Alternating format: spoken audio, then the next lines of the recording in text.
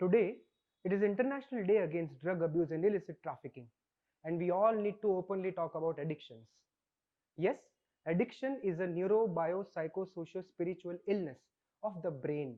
It is not merely a habit, a choice, or a weakness of mind as people talk about it. See, I feel that concerning addictions, the world is divided into three categories of people. Category one are those people who have never been in touch with drugs. They have only heard about it, they have read about it on social media platforms, on movies. They are unaware but curious. Should we try a drug or not?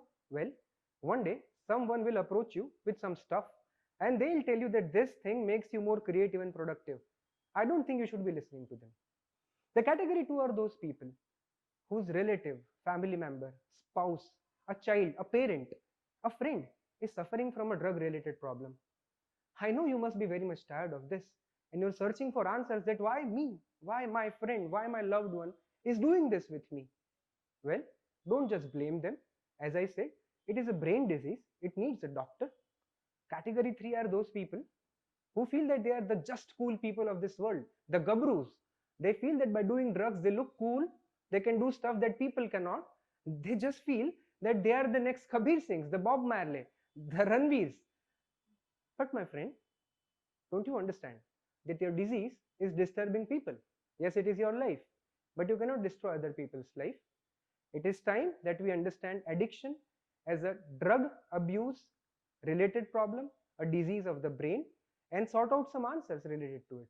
So why do they do drugs in the first sense, The most common question. Well, of course, peer pressure. All of them are doing it, so can we?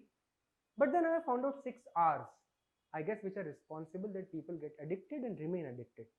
Recreation, they start it as an activity just because they feel that they get fun out of it and they don't know when the use has turned to addiction. Relaxation, yes, people feel that it's a stress buster. On the contrary, I would feel that overuse increases stress. Third would be to avoid rejection. All of us want to be part of a really nice group, but what if that drug is present in that group, and to be a part of that group you need to do drugs.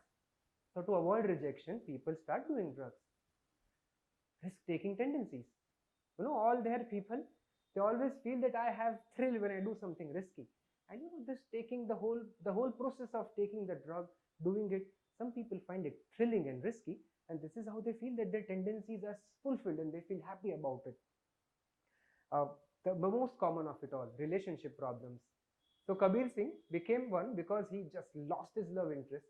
But even at the end of the movie, they make us realize that it's irresponsible to do drugs. It can never be the reason that you do drugs, and that is not the way you can come out of a problem of relationship. And the most interesting of them all, rebellion. The youngsters, they always feel that I can live my life the way I want. So why should I listen to you? So I'll take drugs and I'll rebel to this whole world to show it to them that I live life on my own terms. But I guess a rebel is always with a cause, and there is no end result of doing drugs. So that is not the rebellion that we're talking about.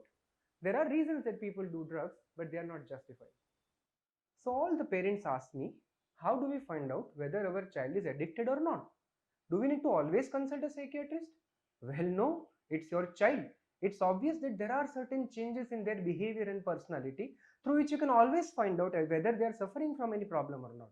The first thing they would need for any addiction is money. So if they are stealing or lying in the house, there should be a doubt. They have to be accountable for the money they spend. There are also times that they start using excessive perfumes and deodorants. Well, it's obvious. They need to hide the smell that comes out from the addictive substance. And many of them, they start using eye drops because the eyes go red after an addictive trip, and they need to hide their eyes for that. But this is not the case. It does not help every time. There is a usual decline in their academic performance. There are complaints from the school that a very brilliant child had suddenly gone very dumb, and he's been irritable, not talking to friends, not speaking to many people, and there has been like the child is not the same child anymore. And you will find from the grades as well that he or she is not interested in studies now. So academics would be a very important part in a school life or a college life where you can find out whether there are some addiction problems in your child. They suddenly become secretive. They do not want you to know whom they are meeting, where they are going, what are they doing. They have such secret group of friends because there are times that these children usually do drugs in groups. There are parties, there are raves. So they would not want you to know what they are doing, where they are going. So you need to keep a check on all the friends that your children have, because in any case, if you don't know, probably they are going somewhere you need not know. There are personality changes. Some children who are quiet suddenly become aggressive, and there are children who are talkative suddenly become low, because all these chemicals that are going through the drugs make some changes in their brain, and because of the restructuring of the brain, their personality may temporarily change. So if you find a sudden change in the behavior of your child, this is a sure red flag.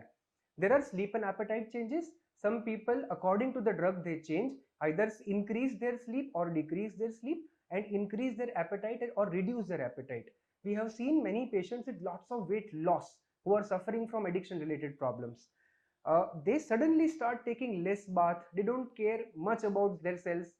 They're not brushing their teeth every day. They are remaining dirty, not cleaning their room, and they're not allowing the parents or even the maid to enter the room to clean it, because probably they are scared that whatever they are using may be lying in their room, and they do not want you to find that out.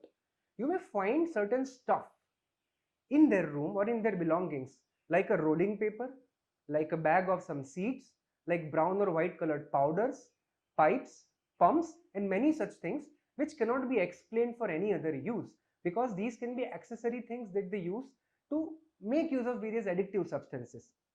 Over and above everything, we all should realize that addiction is a mental illness. Not only that, the money that goes into addiction is spent not in the interest of the nation. And that is why this International Day for Drug Abuse and Drug Trafficking is very important for all of us to understand. That not only are we promoting mental illness, but we are also becoming anti-nationals. I think that is the last thing we would want us or our children to do. Let's make a new world for all of us.